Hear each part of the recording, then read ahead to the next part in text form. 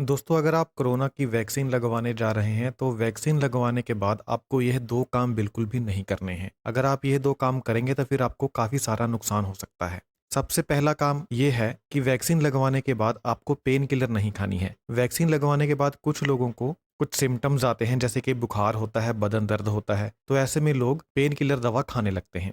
तो मैं आपको ये बताना चाहता हूँ कि अगर आपको ऐसे कोई सिम्पटम आते हैं, तो आपको सिर्फ़ और सिर्फ़ पैरासिटामोल खानी है। इसके अलावा आपको और कोई भी दवा नहीं खानी है, क्योंकि जो और बाकी दवाएँ होती हैं, वह इम्यून सिस्टम को सप्रेस करती हैं, जिससे वैक्सीन अपना काम नहीं कर पाएगी और इससे आपको नुकसान होगा। तो अगर आपको कोई दवा खानी है अपने बुखार को कम करने के लिए, बदन दर्द को कम करने के लिए, तो आपको सिर्फ़ और सिर्फ़ पैरासिटामोल दवा ही खानी है, और वह भी अपने डॉक्टर से पूछकर।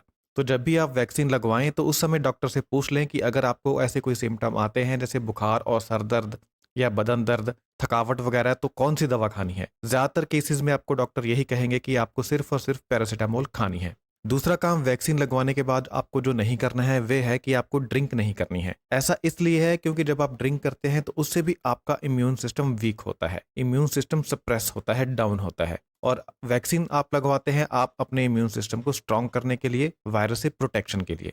तो अगर आप ड्रिंक करेंगे वैक्सीन लगवाने के बाद, तो आपका इम्यून सिस्टम सप्रेस होगा, जो इम्यूनिटी बननी चाहिए वह इम्यूनिटी नहीं बनेगी। जो अल्कोहल है वह वैक्सीन के साथ रिएक्ट करेगा, उससे उल्टा असर करेगा। तो जब भी आप वैक्सीन लगाने की प्लानिंग करें तो उससे 3-4 दिन पहले या 1 हफ्ता पहले आप ड्रिंक करना छोड़ दें, और आपको तब तक ड्रिंक नहीं करनी है जब तक आप सेकंड डोज ना लगवा लें, और सेकंड डोज के भी 1 महीने बाद तक आपको ड्रिंक नहीं करना है।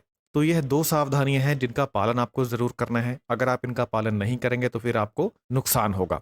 तो इन 2 बातों का ध्यान आप ज़रूर रखिए, और इस वीडियो को दूसरे लोगों तक भी शेयर कीजिए ताकि इसकी जानकारी आम लोगों को हो सके। बहुत बहुत धन्यवाद।